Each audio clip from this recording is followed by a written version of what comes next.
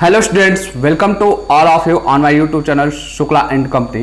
बेटा आज हम अपना अकाउंट का अगला क्लास करने चल रहे हैं, जो कि कंपनी अकाउंट आपको याद होगा हमने स्टार्ट कर दिया था, जिसमें हम इशू ऑफ शेयर के टॉपिक को पढ़ा रहे थे। आपको पता होगा कि इशू ऑफ शेयर से रिलेटेड जो भी जनरल एंट्रीज थी उसको हम आपको बता दिए थे कि कुछ थ्योरेटिकल पार्ट बचे हुए थे, उसको आज की क्लास में हम आपसे डिस्कस करने वाले हैं। क्लास को स्टार्ट करें, सबसे पहले आप क्वेश्चन सुनिएगा जिसका आपको कमेंट बॉक्स में आंसर करना है। पहला क्वेश्चन आपका है क्यूमुलेटिव प्रेफरेंस शेयर क्या होता है। सेकंड क्वेश्चन है आपका कन्वर्टेबल प्रेफरेंस शेयर क्या होता है। थर्ड क्वेश्चन है कि जब शेयर्स को हम री इशू करते हैं तो वो री इशू किस प्राइस पे किया जा सकता है, पार वैल्यू पे, प्रीमियम पे और डिस्काउंट पे। फोर्थ क्वेश्चन आपका है जब हम शेयर री इशू कर देते हैं तो जो भी हमारा शेयर फॉर फ्यूचर अकाउंट में बैलेंस होता है उसको हम किस अकाउंट में ट्रांसफ़र करते हैं, मीन्स रिजर्व कैपिटल में ट्रांसफ़र करते हैं या कैपिटल रिजर्व में ट्रांसफ़र करते हैं। एंड फिफ्थ क्वेश्चन आपका है जब भी हम शेयर को फॉरफिट करते हैं तो फॉरफिट करते समय शेयर कैपिटल अकाउंट को किस अमाउंट से डेबिट किया जाता है, कॉल्ड अप अमाउंट से, पेड अप अमाउंट से या शेयर के फेस वैल्यू से। ये 5 क्वेश्चन हैं जिनका आपको कमेंट बॉक्स में आंसर करना है। आइए चलते हैं आज के क्लास पे हम कि हमारा जो आज का थ्योरेटिकल पोर्शन है उसको देखते हैं। अगर हम बात करें कि जो हमारा आज का है topic issue of shares, private placement, public placement and consideration other than cash, तो आपको पता होगा कि ये सारी चीज़ें हम आपको बता चुके थे। मीन्स पब्लिक प्लेसमेंट हम आपको समझा दिए हैं कि issue of share to public, consideration other than cash means promoters and vendors की बात करें। प्राइवेट प्लेसमेंट की बात करें, ये भी हम आपको फाइनेंशियल मार्केट के क्लास में समझा दिए थे। तो इस प्राइवेट प्लेसमेंट में आप पॉइंट नंबर 2 देखिएगा, एरो जो लगा हुआ है, यहाँ पे हमें एक चीज़ बताना था जो आपके क्वेश्चंस बहुत ज़्यादा आते हैं इससे रिलेटेड, और ख़ास तौर से एमकॉम से रिलेटेड। प्राइवेट प्लेसमेंट की अगर हम बात करें तो जब कंपनी को मतलब ये लगता है, वो चाहे पब्लिक कंपनी या प्राइवेट कंपनी, कि वो उसको लगता है कि हम अपने जो कैपिटल की नीड्स है वो शेयर होल्डर से या रिलेटिव्स वगैरह से हम पा सकते हैं, तो वो क्या करती है, प्रॉस्पेक्टस इशू नहीं करती, मीन्स जनरल पब्लिक को शेयर इशू नहीं करता है, तो इन्हीं लोग से क्या करता है, कैपिटल ले लेता है। तो अब ऐसे केस में क्या करती है, जब कंपनी प्रॉस्पेक्टस नहीं बनाती है तो उस जगह पे क्या करती है, statement in lieu of prospectus बनाती है, और इसको क्या करता है कि रजिस्ट्रार के पास 3 डेज बिफोर क्या करना होता है, सबमिट कर देना होता है। और जो सबसे मोस्ट इंपॉर्टेंट चीज़ है, there are lock in period of 3 years in which allottee does not sell before this. कहने का मतलब कि जब कभी रिलेटिव्स को या शेयर होल्डर्स को हम कहें कि मीन्स जो हमारे शेयर होल्डर बनने वाले हैं कि एम्प्लॉयज़ वगैरह, अगर इनको हम शेयर को सेल करते हैं तो यहाँ पे एक कहें फिक्स्ड पीरियड दिया जाता है 3 साल का, उसके पहले ये अपने शेयर्स को किसी को भी सेल नहीं कर पाएंगे। तो ये लॉक इन पीरियड आपसे पूछा जाता है कितने साल का होता है, तो प्राइवेट प्लेसमेंट के केस में याद रखिएगा 3 years का लॉक इन पीरियड होता है। ठीक, अगला जो हमारा टॉपिक है स्वेट इक्विटी शेयर्स है। ये देखिए क्या होता है, issued by the company to its employees or directors other than cash for know how or intellectual property rights and such shares can not resold before lock in period of 3 years। अब देखिए sweat equity share में भी आपका क्या है कि 3 साल का आपका क्या होता है कि टाइम होता है, ठीक है। और एक किसको इशू किया जाता है, बेसिकली एम्प्लॉयज़ या डायरेक्टर्स के इशू किया जाता है, जो कंपनी के एम्प्लॉयज़ होते हैं या डायरेक्टर्स होते हैं उनको दिया जाता है कि उनके सर्विस के पर्पज़ से कि यहाँ पे ए हम कहें कि विदाउट एक तरीके से कह सकते हैं कि 3 years के पहले वो क्या कर सकते हैं, सेल नहीं कर सकते हैं। फिर आगे देखिए, it may be issued at lower price और डिस्काउंटेड प्राइस। अब जब हम एम्प्लॉयज़ या डायरेक्टर्स को शेयर को दे रहे हैं तो हम इनको क्या कर सकते हैं कि बिलो या MRP या हम कहें कि बिलो फेस वैल्यू भी दे सकते हैं, कि जो कि हम नॉर्मल पब्लिक को सेल करते हैं। फिर अगला आपका है एम्प्लॉय स्टॉक ऑप्शन प्लान। ये देखिए क्या होता है, EPOs इसको शॉर्ट में बोला जाता है, इसका फुल फॉर्म भी कई बार आपसे पूछ लिया जाता है, ठीक है। तो याद रखिएगा एम्प्लॉयज स्टॉक ऑप्शन प्लान होता है। EPOs are introduced by companies act 2000 under section 2 subsection 15A। तो एक क्वेश्चन यहाँ से आपका बनता है कि मीन्स EPO का कॉन्सेप्ट कब आया, तो कंपनीज एक्ट 2000 में आया है। कि आपको हम पहले भी बताए थे कि जब कंपनीज एक्ट जो है ये टाइम टू टाइम क्या होता है, हर साल लगभग अमेंड होता है, लेकिन कुछ अमेंडमेंट्स ऐसे होते हैं जो इंपॉर्टेंट होते हैं तो उनको कंपनीज एक्ट का नाम दे दिया जाता है। ठीक, तो अब देखिए आगे क्या है, employees stock option means the options means यहाँ पे ब्रैकेट में दिया राइट नॉट ऑब्लिगेशन, मीन्स आपके पास एक तरीके से हम कहें कि स्वेच्छा के अनुसार कर सकते हैं, कोई बाउंडेशन नहीं है। Given to whole time director officers and employees right to purchase or subscribe at a future date, means जब कंपनी कभी भी शेयर वगैरह इशू करती है तो वो अपने जो एग्जिस्टिंग कहें कि एम्प्लॉयज़ हैं, डायरेक्टर्स हैं, उनको एक ऑप्शन देती है, अगर आप चाहें तो कंपनीज के शेयर को परचेज कर सकते हैं। मीन्स इनको प्रायोरिटी दी जाती है जनरल पब्लिक को शेयर इशू करने से पहले। सिक्योरिटीज में be issued at lower price than market price. अब इनको भी क्या है कि शेयर्स को क्या किया जा सकता है कि बिलो फेस वैल्यू दिया जा सकता है। EPOs can not be dispose of within 1 year from the date of allotment. अब ध्यान दीजिएगा, जब ये यहाँ पे एम्प्लॉयज़ या डायरेक्टर्स वगैरह शेयर को परचेज करते हैं तो ये 1 साल से पहले कि कभी शेयर को सेल नहीं कर पाएंगे। मीन्स यहाँ पे हम कह रहे हैं लॉक इन पीरियड जो है EPOs में 1 ईयर्स का होता है। It is issued to motivate the employees creating long term wealth. अगर बात किया जाए कि क्यों इशू किया जाता है, बेसिकली कि एम्प्लॉयज़ को हम क्या करते हैं कि एक तरीके से मोटिवेट करते हैं कि आप सेविंग्स कीजिए, क्योंकि जब आप कंपनीज के शेयर वगैरह परचेज करेंगे तो आपको पैसे की जरूरत पड़ेगी। तो और यहाँ से क्या होगा कि आप लॉन्ग टर्म वेल्थ मीन्स अपने एक तरीके से कह सकते हैं इन्वेस्टमेंट क्रिएट करते हैं। ठीक, ये इसके पीछे का मोटिव होता है। चलते हैं अगले टॉपिक पे। अगला टॉपिक हमारा है एक्सपेंशन ऑफ कैपिटल। अब देखिए कंपनी को क्या होता है कि कभी कभी जो कैपिटल इशू की रहती है उसमें और बढ़ोतरी की जरूरत पड़ती है, मीन्स और कैपिटल की नीड्स पड़ती है। तो अब उस कैपिटल्स को कैसे मीन्स जो हमारा एक्स्ट्रा कैपिटल की रिक्वायरमेंट है कैसे फुलफिल कर सकती है कंपनी, उसके लिए बात किया जा रहा है। इशू ऑफ राइट शेयर्स हमारा पास ऑप्शन होता है, इनिशियल पब्लिक ऑफरिंग, फिर प्रेफरेंशियल अलॉटमेंट। अब देखते हैं ये सब क्या है। इशू ऑफ राइट शेयर्स की अगर बात करें तो ये सेक्शन 80 ऑफ कंपनीज एक्ट में बात किया गया है। ठीक है, एक 81 जो है सेक्शन ए कंपनीज एक्ट 1956 की बात कर रहा है। When companies offers the new issued shares to his existing share holders of equity share in their existing proportion is called right issue. देखिए यहाँ पे क्या होता है कि जब राइट इशू की बात आता है, कंपनी क्या करती है कि जो उनके एग्जिस्टिंग शेयर होल्डर होते हैं उनको एक तरीके से राइट देते हैं। मीन्स अगर हम कहें कि आपके पास 10 शेयर है तो आपको क्या किया जाएगा कि उसका 1/10 मीन्स हम कर सकते हैं कि 1 शेयर आपको परचेज करने का, मीन्स उनको राइट दिया जाता है कि आप इसको क्या कर सकते हैं, परचेज कर सकते हैं। अब सब बेनिफिट क्या होता है ये देखिएगा, issue price is less than the market price. Means जब राइट इशू की बात आती है, राइट शेयर देने की बात आती है, इसको क्या किया जाता है कि मार्केट प्राइस से विलो पे दिया जाता है। उससे क्या होता है कि शेयर होल्डर्स उसको परचेज कर सकते हैं। मीन्स अगर वो उस शेयर को मार्केट से परचेज करें तो उनको क्या होगा कि अधिक पैसा देना पड़ेगा। और कंपनी को अगर हम बोले यहाँ पे क्या प्रॉफिट होता है, तो अगर कंपनी मार्केट में शेयर को सेल करने जाएगी तो उसके लिए कुछ एक्सपेंसेस जरूरत पड़ती है कि जैसे हम बोले अंडर राइटर्स को अपॉइंट करना पड़ेगा, बाकी प्रॉस्पेक्टस वगैरह इशू करना पड़ेगा। उन सब चीज़ों से कंपनी बच जाती है और शेयर होल्डर्स को ये बेनिफिट मिल जाता है कि उनको हम कहें कि below MRP means face value से कम पैसा देना पड़ता है, डिस्काउंटेड वैल्यू पे मिल जाता है। तो ये होता है राइट शेयर्स। तो यहाँ पे राइट शेयर का जो होता है कंपनी मतलब अपने अकॉर्डिंग क्या करती है कि जब भी इशू करती है शेयर तो वहाँ पे डिसाइड करके बता देती है कि मीन्स कितने शेयर आपको हैं तो उतना शेयर दिया जाएगा। मीन्स आप अगर 100 शेयर रखे हैं तो 100 शेयर पे आपको मैक्सिमम कितना शेयर बेचा जा सकता है, मीन्स आप कितना शेयर परचेज कर सकते हैं। ऐसा नहीं कि आप अनलिमिटेड शेयर परचेज कर सकते हैं। ठीक, फिर नेक्स्ट आपका है इनिशियल पब्लिक ऑफरिंग। ये जो है आपका IPOs बोला जाता है। इसके बारे में आपको हम बता ही चुके थे। It invites the public to subscribe to its shares capital through the issue of prospectus. Means अगर कंपनी को फ्यूचर में और कैपिटल की जरूरत पड़ती है तो जो हम लोग application, allotment, first call, final call का प्रोसेस करके आए, उस प्रोसेस से भी कंपनी क्या कर सकती है, कैपिटल की रिक्वायरमेंट फुलफिल कर सकती है। फिर preferential allotment. A preferential allotment is one in which entire allotment is made to pre-identified people who may not the existing shareholders।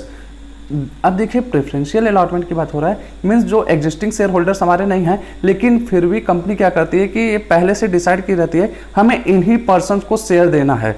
ऐसा नहीं कि मीन्स हम कहें कि कोई भी एप्लीकेशन दे रहा है हम उसको शेयर ना इशू करके कंपनी अपने अकॉर्डिंग शेयर इशू कर देती है। मीन्स वो डिसाइडेड की रहती है हमें इस पर्सन को शेयर बेचना है। अब यहाँ पे जो मोस्ट इंपॉर्टेंट चीज़ है कि एग्जिस्टिंग शेयर होल्डर्स को एक्सक्लूड किया गया है, मीन्स वो उसमें नहीं आ सकते हैं। अब आगे क्या बोला है, there are minimum 3 years of lock in period within which share can not be resold. Means preferential allotment में भी आपका 3 years का लॉक इन पीरियड होता है। तो अब आप देख चुके हैं कि मीन्स प्राइवेट प्लेसमेंट में 3 years का हो गया आपका, प्रेफरेंशियल अलॉटमेंट में 3 years का हो चुका है, EPOs में 1 year का आपका लॉक इन पीरियड है। तो ये lock in period means lock in period के बाद जो होता है उस दौरान आप क्या कर सकते हैं कि कम से कम उतने टाइम तक आपको शेयर्स को अपने पास रखना पड़ेगा, आप सेल नहीं कर पाएंगे। नेक्स्ट हमारा जो है topic by back of share. By back का कॉन्सेप्ट हम आपको क्लास में पहले भी हल्का सा इंट्रो दे दिए थे। अब देखिए, जब कभी कंपनी को लगता है कि वो कैपिटल उसके नीड से अधिक हो चुके, मीन्स शेयर जो इशू किया है कि वो रिक्वायरमेंट जो थी कंपनी का उससे ज़्यादा हो चुका है, तो ऐसे केस में कंपनी क्या करती है, उस शेयर को परचेज कर लेती है, खुद से परचेज कर लेती है। उससे फ़ायदा क्या होता है कंपनी को कि अगर हम कहें कि एक्स्ट्रा शेयर मार्केट में इशू हो चुका है तो कंपनी को उस शेयर्स पे डिविडेंड देने की ज़रूरत पड़ती है। अब यहाँ से एक चीज़ आप याद रखिएगा कि आप लोग ध्यान सुनिएगा कि कंपनी जो होती है शेयर्स पे जो हम कहें कि शेयर होल्डर्स को रिटर्न मिलता है उसको डिविडेंड बोला जाता है। और डिविडेंड जो होता है ये प्रॉफिट का एक पार्ट होता है। ये भी आपसे क्वेश्चन पूछा जाता है कि डिविडेंड क्या होता है, तो प्रॉफिट का एक पार्ट होता है जो कि शेयर होल्डर्स को मिलता है। तो अब देखिए कि कंपनी चाहती है कि उसको अननेसेसरी डिविडेंड पे ना करना पड़े। मीन्स अगर हम कहें कि आज के डेट में कंपनी क्या की है, 20 लाख का शेयर इशू कर चुकी है मार्केट में, लेकिन कंपनी को करंट में 10 लाख रुपए की ही नीड्स है, तो जो 10 लाख का एक्स्ट्रा शेयर इशू हुआ है तो कंपनी क्या करती है, उस शेयर्स को खुद से परचेज कर लेती है। मीन्स उन शेयर होल्डर्स को ऑफर देकर वो परचेज कर लेती है। तो जब ऐसा काम करती है कंपनी, इसी को बोला जाता है बाई बैक ऑफ शेयर्स। अब देखिए इसके कंडीशंस क्या हैं वो देखिएगा। Buyback should be authorized by AOA of the company, means article of association के द्वारा ये परमिटेड होना चाहिए कि कंपनी अगर जरूरत पड़ेगी तो बाईबैक कर सकता है। Special resolution is to be passed in general meeting of the company authorised by the buyback and buyback of shares can not exceed 25% of total paid up equity capital and free reserves of the company. अब देखिए कि यहाँ पे बोल रहा है कि special resolution की रिक्वायरमेंट है और जो बाई बैक आप करेंगे वो पेड अप कैपिटल जो है उसके 25% से अधिक नहीं कर सकते हैं। मीन्स अगर हम कहें कि आपका पेड अप कैपिटल कंपनी का 20 लाख है तो 20 लाख का 25% आप निकालेंगे तो 5 लाख आएगा। तो 5 लाख से अधिक का आप क्या करेंगे, बाई बैक नहीं कर सकते हैं। ठीक, आगे बोल रहा है all share should be fully paid up. और जो शेयर्स आप बाई बैक करेंगे तो मीन्स हम कहें कि 100 रुपये का शेयर है, अगर मान लीजिए उस पर 90 रुपये केवल आपने मांगा है तो ऐसे शेयर्स को आप परचेज नहीं कर पाएंगे, मीन्स बाई बैक नहीं कर पाएंगे। उन शेयर्स का फुल्ली पेड अप होना चाहिए। मीन्स 100 का अगर शेयर है तो 100 रुपीज़ पूरा उस पर पेड होना चाहिए। By back should be completed with in 12 months of passing resolution. और जब आप स्पेशल रेजोल्यूशन पास करा लेते हैं जनरल मीटिंग में तो उस दिन से 12 महीने के अंदर आप बाई बैक पूरा कंप्लीट कर लेंगे जो भी प्रोसेस है, अदरवाइज आपको वो बाईबैक का ऑप्शन नहीं मिल पाएगा। फिर डेब्ट equity ratio should not more than 2:1। कहने का मतलब यह है कि जब आप रेशियो एनालिसिस का चैप्टर अभी पढ़ेंगे तो वहाँ पे आपको ये बताया जाएगा कि जो हमारा डेब्ट है मीन्स डिवेंचर है और जो हमारे इक्विटीज हैं तो उनका रेशियो जो है 2:1 मीन्स 2:1 से ज़्यादा नहीं होना चाहिए। इस तरीके से हमें बाईबैक करना होता है। ठीक, तो ये आपको रेशियो एनालिसिस में और क्लियर हो जाएगा। इसके लिए आप जरा से भी जोर मत दीजिएगा दिमाग पे इस पॉइंट पे। फिर हम बात करें the primary buyback of its shares shall not make further issue of shares with a period of 24 months except by way of bonus issue. अब देखिए कि ये बोला गया है कि अगर आप बाई बैक करते हैं शेयर्स का तो आप फिर आने वाले 24 महीने तक उन शेयर्स को इशू नहीं कर सकते हैं। दैट मीन्स कि एक तरीके से हम कहें कि कंपनी कहीं से ये ना करे कि मीन्स हम कहें कि फ्रॉड करने की कोशिश ना करे। कई बार कंपनी क्या करती है कि बाई बैक कर लें, फिर आने के हम कहें आने वाले 6 महीने या साल भर के अंदर वो अगर चाहें कि उस शेयर को फिर से इशू करके कि पैसा लेना चाहें तो ऐसा वो नहीं कर सकती। अब ऐसा क्यों कर सकती है कि आपके दिमाग में आ गया सर ऐसा क्यों हो सकता है कि कंपनी एक बार बाई बैक करे फिर से रीइशू करे। अब रीज़न ये है कि मान लीजिए कंपनी ने क्या किया, शेयर्स को बाई बैक कर लिया, 100 रुपये का शेयर है और फिर से वो 6 महीने बाद या 1 साल बाद ही उस शेयर को इशू कर रहा है और शेयर्स को इशू कर रहा है क्या, प्रीमियम पे। मीन्स 100 रुपये के शेयर को 150 रुपये कर रहा है तो कंपनी यहाँ पे प्रॉफिट में आ जाएगी क्योंकि 100 रुपये के शेयर को उसने परचेज किया, 150 रुपये में उसने फिर से उसको इशू कर दिया तो उसको 50 रुपये का तो सीधे सीधे प्रॉफिट हो रहा है यहाँ पे। तो ऐसा काम कभी कंपनी नहीं कर पाएगी। मीन्स अगर कंपनी ने जिस शेयर को बाई बैक किया है तो उसको आने वाले 24 महीने तक मीन्स 2 साल तक शेयर को फिर से नहीं सेल कर सकती है। अब बोनस शेयर क्या होता है, बोनस शेयर आपको पता चल जाएगा कि मीन्स यहाँ पे फ्री ऑफ कॉस्ट अपने एम्प्लॉयज़ को शेयर दिए जाते हैं, उसको क्या किया जाता है, बोनस शेयर बोला जाता है। कि बेसिकली बोनस शेयर देने का जो ऑब्जेक्टिव होता है एम्प्लॉयज़ को हम कहें मोटिवेट करने का ये तरीका है कि वो अगर अच्छा परफॉर्मेंस देते हैं तो उनको फ्री में कंपनी शेयर दे देती है। अब उससे क्या होता है कि उनको हम बोलें फ्री में जब शेयर मिल जाता है तो उस पर डिविडेंड कंपनी देगी, means as a shareholder ही वो ट्रीट किए जाते हैं। बस यहाँ पे अंतर होता है, जो शेयर एम्प्लॉयज़ को इशू किया जाएगा वो फ्री ऑफ कॉस्ट दिया जाता है। ऐसे शेयर्स को बोनस का बोला जाता है, बोनस शेयर। कि आप देखे होंगे कि दिवाली वाली के टाइम क्या होता है, कंपनियां अपने एम्प्लॉयज़ को अक्सर बोनस देती हैं, मीन्स कि जो वो कर सकते हैं उनको मोटिवेट करने के लिए कुछ ना कुछ गिफ्ट देती हैं। तो उसी तरीके से यहाँ पे क्या होता है कि शेयर्स एक तरीके से हम बोलें गिफ्ट कर दिया जाता है एम्प्लॉयज़ को। ठीक, चलते हैं अगले टॉपिक पे। अब बात आता है sources of by back. Means अब ये बाई बैक जब हम करेंगे तो इसके लिए तो हमें क्या होगा, पैसे की नीड्स पड़ेगी। तो अब वो पैसा कहाँ से आएगा? तो पहला चीज़ है कि ए कंपनी में by back its own share out of its free resources. Means हम कहें कि जो फ्री रिजर्व्स हैं कंपनी के, उस रिजर्व्स को यूज कर सकती है। फिर this security premium account, means जो हम कहें कि शेयर को अगर प्रीमियम पे इशू किया गया है वो प्रीमियम का जो अमाउंट है उसको आप यूज कर सकते हैं। The proceeds of any shares और अदर स्पेसिफाइड सिक्योरिटीज, मीन्स अगर कहीं और शेयर से आपका या किसी और सिक्योरिटीज से ये पैसा आपको आया है तो उस पैसे को भी आप यूटिलाइज कर सकते हैं। अब ये क्या होता है इसको आपको जानने की यहाँ पे कोई ज़रूरत नहीं है कि मीन्स यहाँ पे आप दिमाग नहीं लगाइएगा कि ये अदर स्पेसिफाइड सिक्योरिटीज़ क्या होती है, वो कंपनीज एक्ट का मामला है। ठीक, by back from home, company किससे बाई बैक कर सकती है, मीन्स किससे किससे शेयर को परचेज कर सकती है। A company can buy back its own share from either of the following, from a existing share holders on a proportionate basis, means जो उसके खुद के शेयर होल्डर हैं और उनसे प्रोपोर्शनेट ले लेकिन मीन्स अगर आपके पास 100 शेयर है तो उस 100 शेयर का 20% आपको कंपनी को देना पड़ेगा। ठीक, फिर उसके बाद बोले फ्रॉम ओपन मार्केट, मीन्स खुले बाजार में वो कंपनी क्या कर सकती है, शेयर्स को परचेज कर सकती है। From odd lot holders that is to say where the lot of share is smaller than tradable lot. कहने का मतलब कि अगर कंपनी वहाँ लॉट डिसाइड कर देती है कि इवन और ऑड, और जिस लॉट को कहें कि बोलती है कि नहीं हाँ इस लॉट वाले शेयर होल्डर्स, मीन्स जो नंबरिंग होता है शेयर होल्डर्स का, शेयर सर्टिफिकेट का, उससे बोलती है कि हाँ इस नंबर वाले शेयर होल्डर्स क्या करें, अपने शेयर उनको बेचने पड़ेंगे, तो क्या करेगी कंपनी परचेज कर सकती है। अब यहाँ पे ध्यान दीजिएगा कि अब आपके माइंड में हो सकता है ये चीज़ आ रहा होगा, सर अगर कोई शेयर होल्डर्स नहीं चाहेगा अपना शेयर देना तो क्यों देगा? तो आप ध्यान दीजिए कि यहाँ पे एक चीज़ बोला गया क्या, बाई बैक आप तब कर सकते हैं जब आर्टिकल ऑफ एसोसिएशन में बोला गया हो, और अगर ये चीज़ आर्टिकल ऑफ एसोसिएशन में है तो जाहिर सी बात है कि ये चीज़ें प्रॉस्पेक्टस में भी रहेंगी कि मीन्स जब आप शेयर परचेज करोगे तो आपको इस चीज़ की जानकारी होगी कि आने वाले समय में अगर ज़रूरत पड़ेगा तो कंपनी उस शेयर को बाई बैक कर सकती है, मीन्स वापस ले सकती है। ठीक, तो आपको देना पड़ेगा। फिर from employees of companies, means जो एम्प्लॉय हैं कंपनी के, उनसे भी कंपनी क्या कर सकती है, शेयर्स को बाई बैक कर सकती है। अब चलते हैं अगले टॉपिक पे। देखिए अगला हमारा जो है डिवेंचर, मीन्स हमारा शेयर का टॉपिक खत्म होता है। अब जो हमारा नेक्स्ट चैप्टर स्टार्ट होता है वो इशू ऑफ डिवेंचर की बात होती है।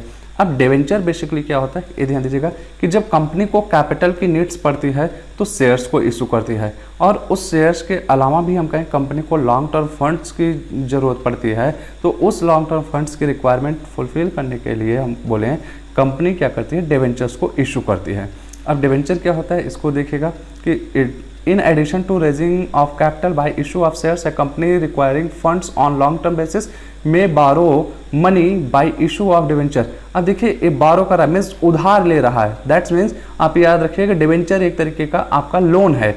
A debenture issued by a company is usually in the form of certificate given under the seal of company, means seal आपको बता चुके हैं कि क्या होती है, कंपनी की मोहर होती है। और एक डिवेंचर क्या होता है कि यूजली कि एक सर्टिफिकेट होता है बेसिकली, कि जिसपे इस चीज़ का मतलब हम कहें कि प्रूफ दिया जाता है कि हाँ इतना हम आपसे लोन ले रहे हैं। ठीक, आगे देखिए क्या, a debenture certificate contains the terms of repayment of the principal sum at a specified date and the terms of payment of interest at a fixed %। अब ध्यान दीजिएगा एक क्या है कि डिवेंचर सर्टिफिकेट में क्या बातें होती हैं कि वो जो लोन आप कंपनी को दे रहे हैं वो आपको कितने समय बाद मिल जाएगा। ठीक है, फिर the term of payment of interest. अब यहाँ से ध्यान दीजिएगा शेयर पे आपको डिविडेंड मिलता है और डिवेंचर पे जो होता है आपको रिटर्न में इंटरेस्ट मिलता है। डिविडेंड प्रॉफिट का पार्ट है, मीन्स जब कंपनी को प्रॉफिट होगा तभी आपको मिलेगा, लेकिन इंटरेस्ट जो है एक तरीके से बोले कंपनी के ऊपर चार्ज है, ये हर हाल में आपको मिलेगा।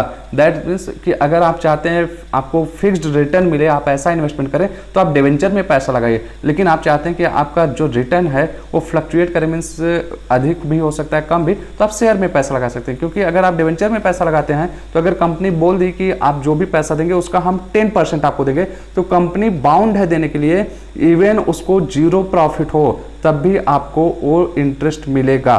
ठीक, आगे देखिएगा डिवेंचर की definition according to section 2 subsection 30 of the companies act 2013, debenture includes debenture stock bonds and any other securities of company whether constituting a charge on the assets of the company or not। अब देखिए एक बात हो रहा है कि कोई भी ऐसी चीज़ें जो कंपनी के एसेट्स पे एक तरीके से चार्ज हो जाए, मीन्स कंपल्सरी हो जाए कि उस पर रिटर्न पेमेंट करना है कंपनी को, वो क्या होता है कि बेसिकली आपका डिवेंचर होता है। अब बॉन्ड्स या स्टॉक क्या होते हैं ये आने वाले टॉपिक्स में आपको पता चलने वाली है आगे। अब कैरेक्टरिस्टिक्स की बात करें, डिवेंचर के क्या फीचर्स होते हैं। Debenture is issued by a company in the form of certificate which is a written acknowledgement of debt taken by the company. Means एक तरीके का सर्टिफिकेट होता है जिसमें कंपनी इस चीज़ को मेंशन करती है कि हाँ भैया हम आपसे इतना रुपए का लोन ले रहे हैं, ठीक है, और उसका पेमेंट कब क्या करेंगे, उस पर रेट ऑफ इंटरेस्ट क्या होगा, वो सारी चीज़ें। अक्सर आप देखेंगे कि डिवेंचर के साथ में परसेंटेज लगा होता है, वो परसेंटेज जो होता है इस चीज़ को डिनोट करता है उस डिवेंचर पे रेट ऑफ इंटरेस्ट कितना है। ठीक, जैसे अगर हम बोले 10% डिवेंचर तो दैट मीन्स उस पर 10% इंटरेस्ट का रेट है, अगर हम 5% बोले तो 5%, ये उसका सिंबॉलिक जो कर सकते हैं कि इंडिकेशन है। फिर हम बात करते हैं next, A debenture is issued under the seal of company. Means जब भी डिवेंचर इशू किया जाएगा वो कह सकते हैं कि कंपनी के लीगल मुद्रा जो सील होती है उसके अंडर किया जाएगा, एज ए प्रूफ हो जाता है। फिर it contains a contract for the repayment of principal sum at a specified date. अब देखिए कि ये डिवेंचर सर्टिफिकेट जो होता है एक तरीके से कॉन्ट्रैक्ट भी क्रिएट कर रहा है कि मीन्स जो डिवेंचर होल्डर है और कंपनीज के बीच में कि आफ्टर अ सर्टेन टाइम वो क्या होगा कि आपका अमाउंट पे कर दिया जाएगा आपको। As per companies act 2013 no company is allowed to issue debenture having a maturity date of more than 10 years from the date of issue. Means आप जो है कि 10 साल से अधिक का डिवेंचर नॉर्मली नहीं इशू कर सकते हैं डेट ऑफ इशू से। ठीक है कि however a company engaged in infrastructure project can issue debentures for more than 10 years but not exceeding 30 years. अब देखिए कि इंफ्रास्ट्रक्चर कंपनीज की बात जब हो रहा है, मीन्स जो कंस्ट्रक्शन वगैरह हैं, तो आपका जनरली जो कंस्ट्रक्शन वर्क होता है वो लॉन्ग टर्म का होता है, काफ़ी 10 हम कहें 15 साल 16 साल लग जाते हैं। जैसे हम कहें सड़क वगैरह बन रही हैं, ऐसी बिल्डिंग्स बन रही हैं, तो टाइम टेकिंग प्रोसेस होता है। तो ऐसी कंपनियों को क्या है कि अलाउ किया गया है कि वो 10 साल से अधिक का डिवेंचर इशू कर सकती हैं, बट जो मैक्सिमम टाइम दिया गया है 30 ईयर्स से अधिक का नहीं। लेकिन बाकी कंपनियों की बात हम करें तो उनके लिए जो टाइम पीरियड दिया गया है 10 साल का दिया गया है डिवेंचर्स का। ठीक है, और डिवेंचर पे आपको बता ही दिया हम कि जो रिटर्न आपको मिलता है उसको इंटरेस्ट बोला जाता है। मीन्स यहाँ पे आपको फिक्स्ड रेट ऑफ रिटर्न मिलता है कि एक तरीके से हम कहें कि आपको रेगुलर बेसिस पे रिटर्न मिलेगा इंटरेस्ट के रूप में। ठीक, और वो इंटरेस्ट जो होता है कंपनीज के ऊपर एक तरीके से चार्ज होता है, मीन्स कंपनी को प्रॉफिट हो या ना हो तभी पे करना पड़ेगा। चलते हैं अगले टॉपिक पे। अगला टॉपिक हमारा है बॉन्ड्स। अब बॉन्ड्स क्या होता है, देखिए debenture are issued with fixed rate of interest whereas bond can be issued without predetermined rate of interest as in case of deep discount bond और जीरो कूपन बॉन्ड। अब देखिए बॉन्ड्स में basically क्या होता है कि यहाँ पे कोई भी रेट पहले से डिसाइड नहीं किया जाता है, और इसको हम बेसिकली कहें कि जो इशू करने का तरीका होता है कि एक जो उसका फेस वैल्यू है, फेस वैल्यू से बिलो कर दिया जाता है इशू, और जो आपको हम कहें कि मैच्योरिटी मिलने वाली है तो वही आपका फेस जो हम कहें करंट टाइम में इशू किया गया और मैच्योरिटी के टाइम अमाउंट मिलेगा, उसके बीच का डिफरेंस ही आपके लिए क्या होगा, एक तरीके से बेनिफिट होता है, वही आपका प्रॉफिट होता है। जैसे कि आपको जीरो कूपन बॉन्ड याद हो कि फाइनेंशियल मार्केट हम बढ़ाते हैं, जैसे कि हम बोले 1000 रुपये का कोई बॉन्ड्स है उसको आपको इशू किया गया 800 रुपये में, और आपसे बोला गया कि जब मैच्योरिटी का टाइम आएगा आपको टोटल 1000 रुपये मिलेगा। तो अब यहाँ पे डिफरेंस जो हो रहा है 200 रुपये का, वही 200 रुपये आपको क्या होगा, एक तरीके का प्रॉफिट होता है। It is issued at discount and payment made at a par and difference is treated as interest। Means जो हम आपको बताएं मीन्स आपका 1000 का 800 रुपये में इशू किया गया तो 200 का आपको डिफरेंस हुआ, तो वही 200 रुपये जो आपका है इंटरेस्ट ट्रीट किया जाता है। ये आपके लिए बेनिफिट्स की बात आती है। अब हम बात करते हैं टाइप्स ऑफ डिवेंचर, कितने प्रकार के होते हैं डिवेंचर, जो ऋण पत्र की बात है। ठीक है, अब देखिए सिक्योर्ड और मॉर्टेज डिवेंचर, ये क्या होता है देखते हैं। These debentures are those which are secured either on a particular assets of company fixed charge or on all assets of the company in a general floating charge. कहने का मतलब यह है कि सिक्योर्ड डिवेंचर या मॉर्टेज की एक ऐसे डिवेंचर्स होते हैं जिनके पीछे हम कहें कि कंपनी क्या कर सकती है कि कुछ ना कुछ सामने वाले पर्सन को दे दे। दैट्स मीन्स अगर कल को हम आपका पैसा रिटर्न नहीं कर पाते हैं तो आप मेरे इस एसेट्स को सेल करके आप अपना पैसा वसूल कर सकते हैं। तो ऐसे में क्या होता है कि सिक्योर्ड डिवेंचर इसको बोला जाता है। दैट मीन्स यहाँ पे अगर हम बोलें कि हम किसी कंपनी का डिवेंचर परचेज कर रहे हैं और कंपनी अपने यहाँ कोई एसेट्स है, उस एसेट्स का डॉक्यूमेंट हमारे पास गिरवी के तौर पे रख देती है। मीन्स अगर कल को हम आपको पैसा नहीं दे पाएँ तो आप क्या कीजिएगा, इस डॉक्यूमेंट्स को सेल करके, मीन्स मेरे इस एसेट्स को सेल करके आप क्या करिएगा, पैसा अपना ले लीजिएगा। तो ऐसे डिवेंचर को सिक्योर्ड बोला जाता है। अनसिक्योर्ड और naked debenture, these are debentures which are not secured. Means जहाँ पे कंपनी कोई भी आपको कहें कि एसेट्स वगैरह का डॉक्यूमेंट्स नहीं दे रही, मीन्स कोई चीज़ आपके पास एक तरीके से गिरवी के तौर पे नहीं रख रही है, तो उसको क्या बोला जाता है, अनसिक्योर्ड डिवेंचर, मीन्स असुरक्षित ऋण पत्र। फिर आगे है registered debenture. Name and address of the holder are recorded in the registered of the company called registered debenture holders. Means जिन डिवेंचर होल्डर जिसका भी हम कहें कि कंपनी के रजिस्टर में नाम लिखा गया है, एड्रेस लिखा गया, मीन्स पूरा रिटर्न प्रूफ है, ऐसे डिवेंचर्स को क्या बोला जाता है, रजिस्टर्ड डिवेंचर्स। मीन्स अगर हम कहें कि हमारा नाम से कोई भी डिवेंचर कंपनी से हम परचेज किए हैं और वो डिवेंचर आप कल को ले लेते हैं, लेकिन आज के दिन भी कंपनी के रजिस्टर में मेरा नाम और एड्रेस लिखा गया है, तो उस डिवेंचर के असली मालिक हम माने जाएंगे, न कि दूसरा कोई। This is not freely transferable. Means यहाँ पे देखिए ये आसानी से किसी को बेचा नहीं जा सकता। मीन्स जब भी आप बेचेंगे तो कंपनी के रजिस्टर में नाम और एड्रेस सब कुछ चेंज कराना पड़ेगा। Bearer debenture, not recorded name and address of holder, transferable by delivery. Means a bearer debenture क्या होता है बेसिकली कि इसको अगर आप परचेज करते हैं तो आपका नाम और एड्रेस कंपनी में ये रजिस्टर में नहीं रिकॉर्ड किया जाता है और इसको आप जब चाहें तब किसी को बेच सकते हैं। फिर अगला आपका है redeemable debenture. Redeemable debenture at a predetermined date और period either lump sum purchase of own debenture और by sinking fund. Means redeemable debentures क्या होता है कि आफ्टर ए सर्टेन टाइम क्या होता है कि कंपनी उस डिवेंचर का रिडम्पशन कर देती है, मीन्स शोधन कर देती है। कहने का मतलब कि आपका पैसा वापस कर देगी। ऐसे डिवेंचर होल्डर्स को क्या बोला जाता है, रिडीमेबल डिवेंचर्स। ठीक। इररिडीमेबल और perpetual debentures, not payable during the life time of the company but redeemable at the time of liquidation. Means ऐसे डिवेंचर्स जिनका कंपनी अपने लाइफ के टाइम में पेमेंट नहीं करेगी, लेकिन जब कंपनी बंद होने वाली होगी उस समय उसका पेमेंट किया जाएगा, तो इसको बोला जाता है इररिडीमेबल, मीन्स अशोधनीय। अब ध्यान दीजिएगा यहाँ पे डिवेंचर्स में भी कुछ डिवेंचर्स ऐसे हैं जिनके आपके दो नाम है, जैसे रिडीमेबल को परपेचुअल डिवेंचर बोला जाता है, फिर अनसिक्योर्ड को नेग्ड बोला जाता है, सिक्योर्ड को भी आपका दूसरा नाम मॉर्टेज है। ये सब नाम आप याद रखिएगा, इससे भी क्वेश्चन आपको सीधे सीधे पूछे जाते हैं। फिर अगला है convertible debentures which are convertible into equity shares और other securities at a stated rate of exchange. कहने का मतलब कि ऐसे डिवेंचर्स जिनको आने वाले समय में इक्विटी शेयर या में कन्वर्ट होने का चांस दिया जाता है, तो ऐसे डिवेंचर्स को क्या बोला जाता है, कन्वर्टेबल डिवेंचर्स बोला जाता है। इसके बाद आपका है कि जो यहाँ पे नहीं दिख रहा है आपको, नॉन कन्वर्टेबल डिवेंचर्स। मीन्स ऐसे डिवेंचर्स जिनको हम कहें कि इक्विटी शेयर वगैरह में कन्वर्ट करने का कोई ऑप्शन नहीं दिया जाता है, और नॉन कन्वर्टेबल डिवेंचर्स बोले जाते हैं। ये आपका डिवेंचर से रिलेटेड टोटल थ्योरी हुआ। अब नेक्स्ट क्लास में जब हम मिलेंगे तो डिवेंचर से रिलेटेड जो भी आपके अकाउंटिंग्स हैं उसको हम बताने वाले हैं। आई होप आज की क्लास आपको समझ में आई होगी। मिलते हैं नेक्स्ट क्लास में, तब तक के लिए गुड लक, थैंक यू।